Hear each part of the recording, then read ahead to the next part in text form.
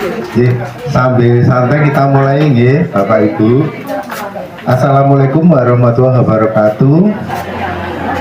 Selamat pagi, salam sejahtera untuk kita semua. Bagaimana kabarnya? Baik, nggih, sehat luar biasa. Jadi kalau sudah seusia kita itu nomor satu itu sehat. Kita bisa beraktivitas dengan baik, kemudian bisa bersilaturahmi dengan baik, dan kita bisa bahagia bersama saudara, teman, sahabat, dan tetangga kita. Kita sudah melakukan senam, di mana ini merupakan senam prolanis klinik Dr. Kristanto. Diadakan sebulan sekali. Tujuan senam ini adalah menjaga kesehatan kita, agar walaupun kita memasuki usia lansia, tetapi kita tetap sehat, tetap bisa beraktivitas, dan juga kita tetap bisa melakukan kegiatan aktivitas kita dengan baik dan lancar. Karena apa? Karena kalau kita melihat pasien harus di rumah sakit, diinfus, isinya jenuh, isinya sedih, tidak bisa kemana-mana, makan juga mau makan apapun tidak enak. Tapi kalau sehat seperti kita ini, makan sambal sama tempe aja sudah nikmatnya luar biasa. Nah, di masa lansia ini kita harus hati-hati terhadap berbagai penyakit, karena kondisi tubuh kita memang mau tidak mau mulai menurun. Beberapa organ kita mau tidak mau fungsinya juga mulai berkurang. Ibaratnya mobil semakin tua pasti semakin ringkih, ada-ada saja. Keluar itu dari ujung rambut turun sampai ujung kaki, naik lagi ke ujung rambut, itu berputar-putar terus. Nah, kali ini kita akan menyampaikan penyakit-penyakit apa sih yang sering pada lansia, yang sering pada usia lanjut. Jadi penyakit-penyakit yang sering pada lansia saat ini ada 4, yaitu darah tinggi 1, kemudian stroke 2, kemudian yang ketiga juga diabetes mellitus dan penyakit jantung. Dan paling sering adalah serangan jantung. Serangan jantung tuh jangan dikira hanya mengenai usia lanjut, hanya mengenai orang yang tidak perhatian terhadap kesehatannya.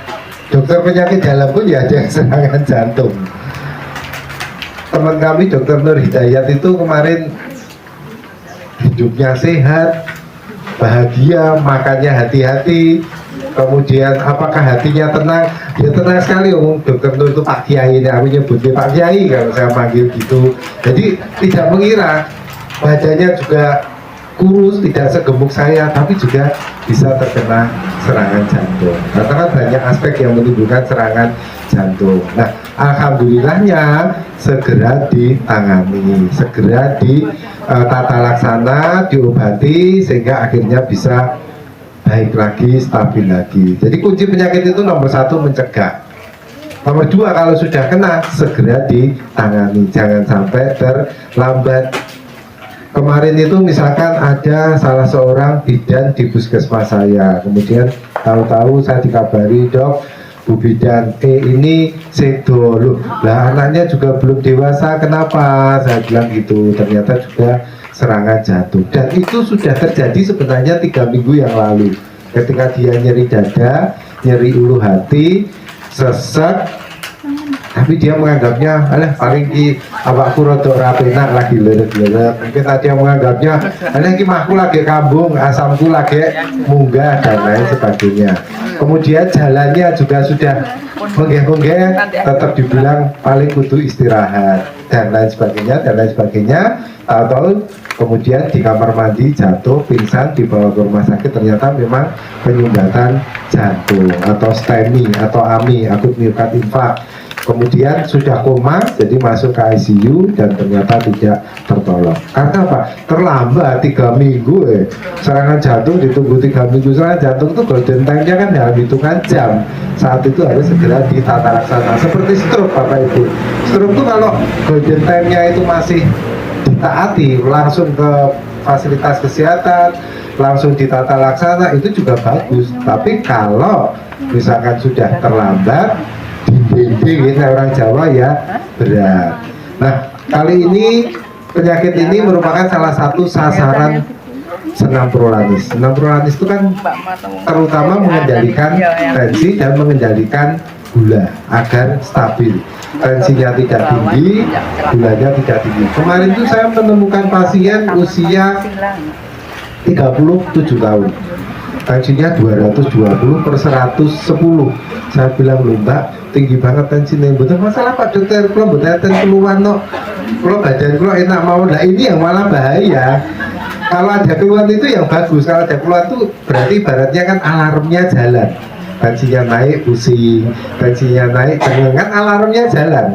Tapi kalau tensinya 220 tidak ada keluhan, sehat ya, nah itu alarmnya dol itu malah tidak bagus. Dokter yang paling takut itu tahu-tahu serangan jantung, tahu-tahu stroke, nah itu kan bahaya. Jadi jangan dikira tensi yang tinggi tanpa keluhan itu tidak bahaya, malah lebih bahaya. Sudah gabungan tensi di rumah semua ya rata-rata. Sekarang murah 200.000 aja udah bagus. Jadi silahkan di rumah selalu ada tensi, seminggu sekali lah minimal tensi. Saya tuh tiap hari, tiap pagi itu yang nomor 1 tensi. Kalau tidak diingatkan nyonya saya apa, tensi C, tensi. Kalau gula saya seminggu sekali, minggu pagi itu biasanya saya cek gula. Jadi ya yang bisa kita lakukan itu mengantisipasi. Nah, yang pertama adalah hipertensi. Kita sudah berulang kali, hipertensi itu adalah suatu penyakit yang ditandai dengan peningkatan tekanan darah. Jadi tekanan darahnya naik, dan kalau hipertensi ini dibiarkan dalam jangka panjang merusak organ-organ penting, otak, ginjal, mata, dan jantung. Otak paling sering adalah stroke. Stroke itu udah paling sering. Jadi tidak peduli dokter pun sekarang juga banyak yang stroke. Direktur saya saja kena stroke misalkan. Karena banyak hal faktornya juga. Salah satunya hipertensi. Nah, saya itu sama teman dokter makan mie ayam kemarin itu. Dia itu tensinya sudah selalu tinggi, sudah minum obat anti hipertensi, Kandesartan misalkan. Anak tambahan. Makan mie ayam dikasih sendok, dikasih apa garam itu 1 sendok lagi. Sampai saya bilang ya ampun gitu. Padahal menurut saya sudah asin. Tapi pada beberapa orang kadang-kadang kurang asin, tambahin sendok, 1 sendok garam, jadinya kayak apa? Tapi kan itu tidak ngiman tensi. Jadi kalau kemudian ini jangka panjang merusak otak menjadi pecahnya pembuluh darah otak, disebut sebagai stroke hemorrhagic. Stroke karena perdarahan. Biasanya harus operasi kalau perdarahan itu. Jadi di kraniotomi, dibuka otaknya, dioperasi oleh dokter bedah saraf. Tapi rata-rata itu sudah ada lesinya. Jadi walaupun sudah stabil, tapi biasanya jalannya diseret, tangannya sudah lumpuh separuh, perutnya mulutnya sudah perot. Nah itu sudah sulit itu gitu. Tapi sebenarnya ada loh obat stroke. Ini cerita ya, obat stroke yang bagus, bukan promosi ya, tapi saya juga sudah membuktikan. Jadi obat stroke ini seperti semi herbal, bukan obat-obat medikamentosa dokter murni, tapi semi herbal yang sering dipakai pada beberapa pasien, dan ini dokter saraf juga kadang menggunakan. Itu namanya Neroide.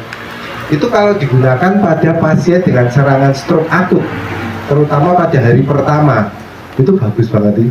Kakak saya itu masuk pertama stroke itu sudah lumpuh separuh. Itu pakai itu 3 bulan, 5 bulan sudah bisa jalan normal. Terus kemarin serangan kedua lagi karena DM dan hipertensi ya, itu kena lagi sehingga akhirnya pakai itu lagi. Dan alhamdulillah juga ini bisa stabil, bisa jalan lagi. Padahal udah lumpuh separuh, masuk rumah sakit itu jangankan jalan, berdiri aja nggak bisa. Cuma kendalanya satu, Neroide itu tidak masuk BPJS dan harganya memang cukup mahal. Tapi kalau saya beli sehat itu mahal memang. Ya kalau biar tidak mahal ya kita jaga kesehatan kita. Neroide itu yang sering di RSUD pakai itu, sekarang pakai dokter Santi itu pakai, dulu suami dokter yang putri itu sampai das itu, dokter Lis itu juga pakai. Kakak saya dulu yang memberi dokter Lis saraf itu, diberi Neroide itu 1 bulannya mungkin ya sekitar 3 jutaan minim 3 sampai 6 juta minimal 3 bulan, jadi mungkin sekitar 10 sampai 15 total satu paket. Tapi bagus itu Bu, kalau misalkan ada saudara, ada tetangga, bisa dikonsulkan ke dokternya. Saya sendiri sudah membuktikan pada kakak saya 2 kali serangan masih bisa pulih, padahal sudah lumpuh bener loh, sudah lumpuh bener. Itu memang produk Cina ya, jadi tapi menurut saya itu bagus. Ini contoh ya, bahwa penanganan yang cepat apalagi yang bagus, nah itu tentunya bisa menolong pasien. Sekarang banyak pasien-pasien yang pakai itu, tapi cuma di luar BPJS. Jadi ditawarkan dokternya, ini lo pakai, kalau mau nanti habis ini beli aja gitu. Itu bagus, namanya Neuroaid. Dan itu memang obat legal loh ya, bukan jamu. Jualnya juga di apotek. Kendalanya apa Pak Dokter? Nah, menurut saya kendalanya cuma satu, mahalnya itu, dan tidak masuk BPJS. Nah, tapi mau jalan itu mau beli di mana toh? Kalau 10 sampai 15 juta bisa jalan itu kan menurut saya ya murah, daripada man 10 juta 15 iso tukok ke sepeda motor. Nah, sepeda motornya nggak bisa dipakai, nggak bisa jalan, misalkan seperti itu. Kemudian yang kedua, ginjal ini juga banyak karena hipertensi. Kemarin ada pasien saya usia 26 loh, ibu, laki-laki, sudah cuci darah. Nah, tensinya 990 terus nggak ketahuan. Setelah ketahuan dia sudah gagal ginjal. Akhirnya harus cuci darah seminggu 2 kali. Saat ini di RSUD Karanganyar itu waiting listnya untuk cuci darah itu sudah 65. Nah, ini kalau yang cuci darah belum ada yang meninggal, dia nggak bisa cuci darah. Jadi masa doangnya mau muka-muka udah meninggal kan juga mungkin. Tapi menunggu yang baru cuci darah ini. Nah, kalau tidak meninggal dia nggak mau nggak cuci darah, ya dia megap-megap sesek dan lemas. Jadi 65 loh ini. Ini kita mau menambah lagi nanti 2 shift, pagi sama sore, nambah lagi mesinnya. Nah, tapi mau ditambah berapa, saya sampai bilang gitu, mau ditambah berapa pun kalau masyarakat tidak mencegah, ya gagal ginjal itu akan semakin banyak. Karena tensi tidak terkendali itu ya salah satunya memang gagal ginjal. Sekali cuci darah itu sekarang itu 1 juta. Sekali cuci darah, seminggu 2 kali berarti berapa? 2 juta. Sebulan berarti 4 minggu 8 juta. Cuci darah itu sebulan 8 juta loh Bapak Ibu.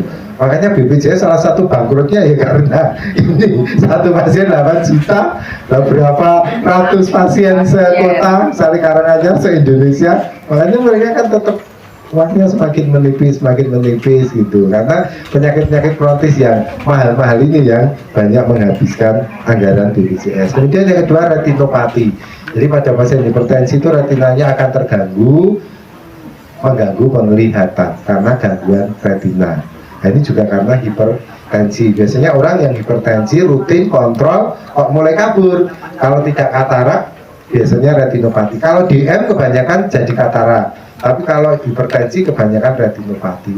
Sekarang bisa minta rujuk internal. BPJS itu sekarang nggak bisa rujukan ganda ya. Jadi tidak bisa. Misalkan BPJS ada pasien ke klinik kita, klinik Dr. Kristanto, dok, niki kula kok kaya ngeten, ada tensinya tinggi, ada mual, tensinya 230, krisis hipertensi, kita rujuk ke penyakit dalam. Kemudian dia ternyata matanya kabur ke tempat kita, tidak bisa minta ke poli mata. BPJS sekarang tidak ada rujukan ganda, adanya rujukan tunggal.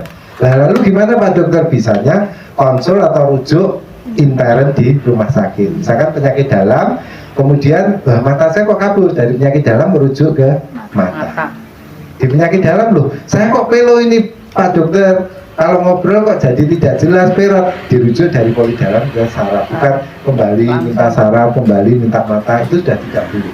Dan rata-rata rumah sakit sekarang membatasi maksimal 2 poliklinik. Misalkan punya penyakit hipertensi, kontrolnya di penyakit dalam, kemudian kena retinopati, kontrol di mata.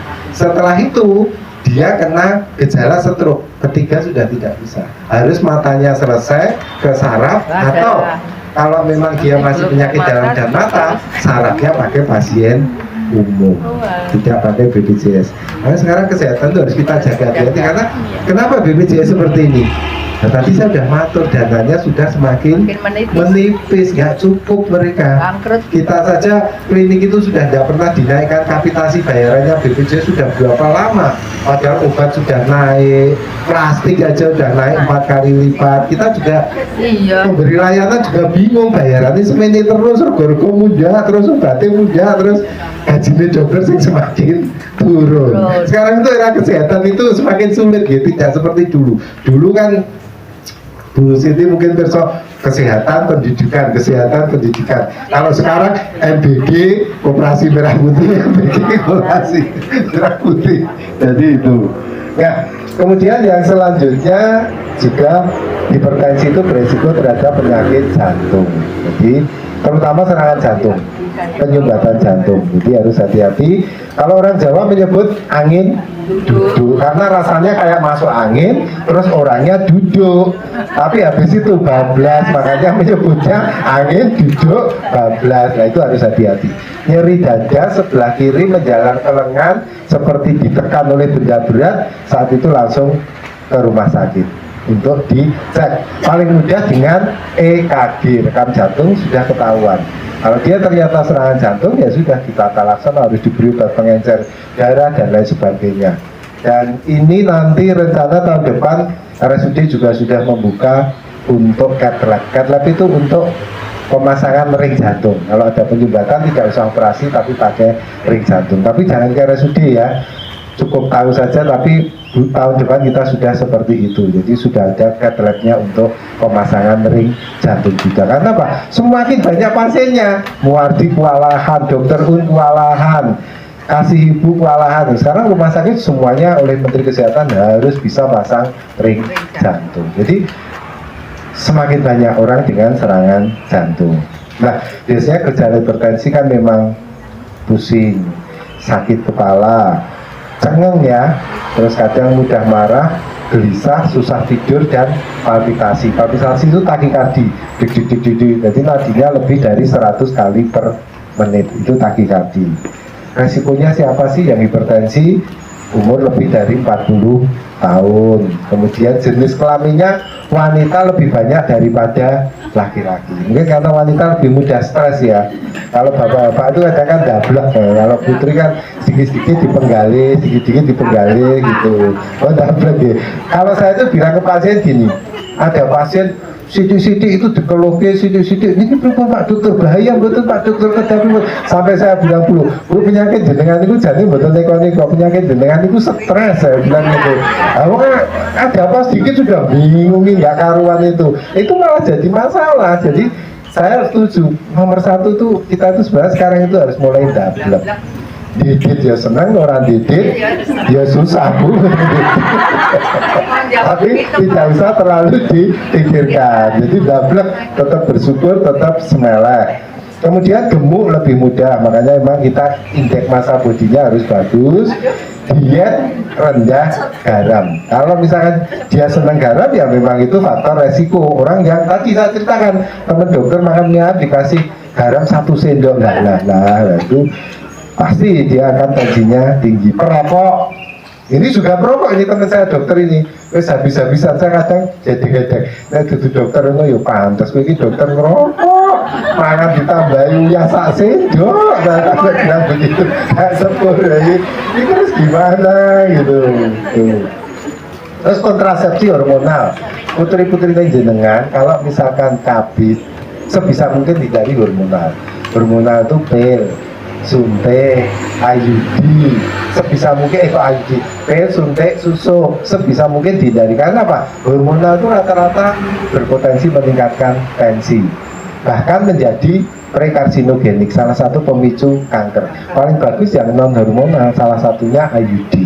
Kalau dulu spiral ya, itu lebih bagus karena dia tidak hormonal. Tapi kadang-kadang kan banyak yang takut, banyak yang merasa tidak cocok. Sebenarnya tidak. Kalau sekarang ukurannya tepat, IUD-nya bagus, banyak yang cocok. Nah, dikatakan tensinya tinggi kalau di atas 140 per 90. Jadi kalau tensi kita masih di bawah 140 sistolnya, diastolnya di bawah 90, masih aman, masih sehat. Kalau di atas itu mulai hati-hati, mulai jangan tidur terlalu malam, jangan cemas, kemudian kurangi garam, olahraga gitu. Jadi kalau saya sama istri ini pokoknya setiap pagi itu 30 menit jalan sekitar lingkungan gitu, walaupun tidak minum obat pasti bagus. Tapi kalau memang tidak olahraga kemudian stres, minum obat pun ya tetap naik tensinya. Tadi komplikasi hipertensi sudah ya. Nah, untuk hipertensi ini yang penting nomor satu adalah pembatasan konsumsi garam. Jadi kalau saya bilang ke pasien, Pak, Bu, garamnya biar rendah garam nggih. Oh, kula mboten seneng asin kok masake, tapi masake pun didheweke nggih mboten bareng-bareng. Nah, itu masih sulit. Kalau orang hipertensi itu masaknya harus disendirikan. Jadi dia rendah garam gitu. Kemudian yang kedua adalah stroke. Tadi sudah kita sampaikan ya, stroke itu ada penyumbatan, ada perdarahan. Kalau hipertensi kebanyakan menyebabkan perdarahan otak atau stroke hemorrhagic. Tapi kalau DM kebanyakan infak, penyumbatan. Jadi kalau hipertensi itu pembuluh darahnya pecah, kalau penyakit gula menyumbat otak. Bagus yang mana ya? Tidak yang bagus, dua-duanya memang jelek semua. Kemudian yang sekarang sering itu juga TIA, transient ischemic attack, ini banyak loh Bu. Jadi pasien itu datang, loh pulau kok ngerti-ngerti kerap gitu, tapi 2 jam pun kembali. Atau pulau kok ngerti-ngerti kaki kiri pulau lemah terus pulau seret-seret, tapi setelah 2 jam kembali. Lah ini jangan-jangan transient ischemic otak atau TIA. Nah itu yang harus kita antisipasi. Itu sudah CVA atau pre-stroke. Hati-hati jangan-jangan itu menjadi stroke. Biasanya terus kita lakukan edukasi. Saat ini stroke itu pembunuh nomor 1 di rumah sakit. Di RSUD rata-rata pembunuh nomor 1 stroke, datang lumpuh separuh, tidak sadar, masuk ICU 2-3 hari meninggal. Itu banyak. Jadi pembunuh nomor 1 itu. Yang kedua tadi serangan jantung. Faktor risikonya sama sebenarnya, hipertensi, DM, usianya lebih dari 50, dan hiperkolesterol dan hipertrigliserid. Makanya yang 6 bulan itu selalu ikut karena di situ kan dicek, kita jadi tahu trigliseridnya berapa, kolesterolnya berapa. Jadi untuk kehati-hatian kita, kalau kolesterolnya sering tinggi, trigliseridnya sering tinggi, ya mudah terjadi stroke. Jadi harus kita kendalikan. Kemudian kalau penanganannya ya tadi harus segera ke rumah sakit saat itu juga. Kemudian di rumah sakit nanti biasanya akan di CT scan atau MRI. Kalau RSUD ini CT scan sudah punya, MRI-nya belum. Kemudian biasanya segera ditata laksana. Kalau saya biasanya kalau punya saudara teman ya tak tawarkan itu tadi, pakai Neroid aja gitu. Nanti diminum 3 bulan itu progresivitasnya luar biasa. Kalau saya membuktikan 2 kali pada kakak saya itu bisa jalan terus, walaupun masuk dalam kondisi sudah lagi itu lumpuh ya. Kalau paresis itu lemah, bisa pulih lagi. Ini bukan promosi loh ya, tapi berbagi pengalaman. Karena saya juga tidak ada hubungannya dengan obat itu, tapi saya sedang berbagi karena ketika kemudian ketemu pasien, dok, dan Neroid itu saya loh bisa jalan, itu saya udah senang banget. Orang yang bisa jalan lagi itu kan seperti menemukan dunianya toh Bu. Tidak bisa jalan di kursi roda itu tersiksa loh, itu pasti tersiksa loh. Tapi kemudian ketika dia lumpuh, tidak gerak aja tidak bisa, kemudian bisa menggerakkan tubuh, bisa jalan lagi, itu waduh, senangnya kayak dapat uang berapa miliar itu. Yeah. Kemudian yang selanjutnya diabetes mellitus, itu kita sudah ya, kemarin kita sudah DM, ini juga salah satu resiko untuk terjadinya berbagai komplikasi di organ-organ. Nah kalau saya ingin penyakit jantung koroner atau AMI, akut miokard infark, ini hati-hati, ini penyakit karena sumbatan pada pembuluh darah koroner. Saya tadi matur, dokter penyakit dalam dan Pak Kiai aja bisa serangan loh, apalagi kita ya yang kadang makannya sembarangan, sosok banyak stresor, apa-apa dipikir, kurang semeleh. Nah itu harus hati-hati. Nomor 1 ya kita kendalikan tadi tensi dan gula kita. Jadi faktornya itu yang bisa diperbaiki itu kan hipertensinya jangan sampai tinggi, obesitasnya dikurangi berat badannya, kolesterolnya. Tapi saya tuh ya kalau dikandani istri saya sulit, hati-hati kalau pas makan ini. Nah saya bilang Nah, aku duit terposo. Saya tuh jam 7 itu sudah berangkat ke kantor, pulang jam 4, jam 5 kerja lagi sampai jam 9. Coba, rekoso banget. Jangan dikira enak loh jadi dokter itu. Duit rekoso, medok ora, mendem ora, main ora, merokok ora loh. Lah terus nek mangan ya itu uripku pakai apa? Apa itu kan duit. Saya selalu ngejeki istri saya gitu. Nah, terus kok apa uripe?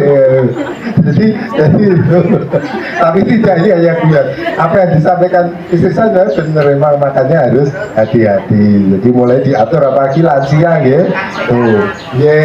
Kemudian DM juga harus hati-hati. Alhamdulillah kemarin saya gulanya juga cukup bagus. Terus HbA1c nya juga tidak terlalu tinggi. Tapi nek suruh HbA1c nya 5 ke bawah saya tetap tidak sanggup. Karena dietnya harus ketat banget. Jadi telongso banget kalau itu tidak bisa jajan. Tuh. Kemudian mungkin ini yang perlu saya luruskan. Banyak pasien itu tidak mau pakai insulin. Tidak mau pakai insulin. Kemarin ada pasien pejabat Pemda Bu Siti. Mobil saya, dok, pagi-pagi kok lemes banget, mual banget. Biasanya dari bulannya, bulannya dokternya kalau tidak terlalu tinggi ya terlalu rendah. Dicekkan ternyata 450, tinggi banget lemes. Terus saya bilang, dokternya nyuruh pakai insulin, nggak mau. Tak beri contoh gini, dengan 450 kok nggak mau pakai insulin. Saya loh, gula saya itu nggak pernah di atas 200 loh Bu. Gula darah puasa saya itu mentok-mentoknya di 180 itu udah tinggi banget. Gula darah puasa loh. Tapi apakah saya pakai insulin? Pakai. Karena sebenarnya insulin itu dipakai lebih tinggi lebih bagus. Tapi orang katanya kalau pakai insulin dianggap sudah parah. Mungkin insulinnya di stop langsung jeglek. Salah, tidak. Jadi insulin itu kan memasukkan insulin ke tubuh, pankreasnya diistirahatkan, nggak usah produksi insulin. Jadi berarti kan, pankreas gue rasanya buat kayak gini insulinnya wis tak cepai, gue laren bae, sempat gawe insulin ya sempat gawe, nek orang rasa turu wae. Akhirnya kan dia banyak istirahat. Nah namanya organ kalau banyak istirahat, masa hidupnya lebih panjang, long life-nya lebih panjang. Akhirnya dia akan bertahan lama. Tapi kalau dia tidak pakai insulin, pakai obat-obat itu kan memeras insulin untuk memproduksi, memeras pankreas untuk memproduksi insulin. Digunjua terus pankreas saya, gawe insulin. Namanya orang suruh kerja terus capek enggak? Capek, lama-lama jeglek, sudah. Dia sudah rusak, sama sekali tidak memproduksi insulin. Saat itu tergantung pada insulin suntian. Tapi insulin suntian pasti pakai yang short acting. Jadi insulin itu ada dua ya, short acting sama long acting. Kalau short acting itu yang dipakai 3 kali sebelum makan. Kalau yang long acting itu dia bekerja 24 jam, disuntiknya pada waktu malam hari. Lantus itu yang long acting. Jadi kalau saya pakai yang malam hari karena kan gulanya nggak terlalu tinggi. Tapi kalau yang sudah 300 ke atas biasanya pakai yang short acting. Jadi itu. Kemudian stres itu juga menyebabkan salah satu serangan jantung. Jadi jangan sampai stres, jangan sampai cemas, harus dikelola dengan baik. Nah, usul rasa dipikir ya nggak mungkin ya. Wong urip ora mikir ya ora urip jenenge. Kalau urip itu mikir, tapi mikirnya sak madyo. Kita tetap orang hidup itu pasti punya masalah. Coba bisa tanya, ada enggak yang tidak punya masalah? Ya ada, kita pasti punya masalah dengan masalahnya masing-masing berbeda. Ada yang masalahnya kesehatan, ada yang masalahnya ekonomi, ada yang masalahnya keluarga, ya toh banyak hal. Tapi kita coba kelola dengan baik. Tandanya tadi ya, nyeri dada, seperti tertekan benda berat, terasa panas, kemudian juga nyeri ulu hati dan mual. Makanya serangan jantung sering salah ditafsirkan sebagai asam lambung naik, mah, dan lain sebagainya. Karena memang seperti itu. Nah, makanya mencegah lebih baik, hindari hipertensi, hindari diabetes mellitus, paling tidak terkontrol, hindari kolesterolnya naik, merokok itu tidak hanya aktif loh ya, pasif juga. Makanya kalau ada bapak-bapak merokok, jangan boleh di dalam rumah. Itu juga pengaruh.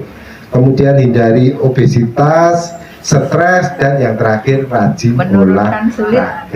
Rajin olahraga seperti ini, kita ketemu, silaturahmi, bahagia, olahraga itu juga salah satu hal yang penting dalam menjaga kesehatan kita. Saya kira itu ada satu. Ini sudah terang itu kita rencana mau piknik enggak ya?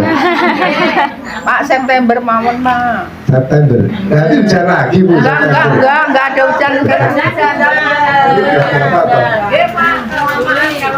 Ini Juli, Pak, daftar Agustus. Ya nanti sekitar Agustus September. Iya, Pak, awal September enggak ada apa-apa. Ya ada acara. Enggak, iya. Oh iya, awal September. Ya, kita siapkan bener-bener ya. Enggak hujan Di kok. awal September. Usulannya kemana? Pantai. Ke pantai saja ya. Pantai, Pak. Derek ya, nanti coba saya tanyakan ke jarang biro kita yang ke biasa pantai, itu ya, ya. ya. Nanti kalau misalkan Pantai kan paket ada. termurah gimana gitu, yang hemat, tidak terlalu memberatkan. Atau mungkin saat ini yang penting kita buat kaos dulu. Ya. Ini udah lama loh. Oke, Pak. Bisa. Gak usah yang mewah-mewah, tapi istilahnya nyaman gitu, biar kita nanti juga sudah punya kaos gitu ya. Nanti kita buat kaos dulu bulan Juli ini, Ya. nanti biar dicarikan info-info. Awal September kita baru prolanis di luar senam. Nah teman ya, kadang jangkut segini, tapi kalau pas piknik kan jangkut mesti Tambah. banyak, dan kita tambah. Ya kata Pak Mawar, Rio, nanti kita dokter saya tanyakan dulu ke bironya. Satrio, Pak. Nanti kita tetap pakai yang biasanya itu aja, nggih. Kalau itu kan prima wisata itu. Yes, Kebetulan siap, itu juga putrane Bu Ana, anak PKK. Itu, jadi sekarang jadi kabit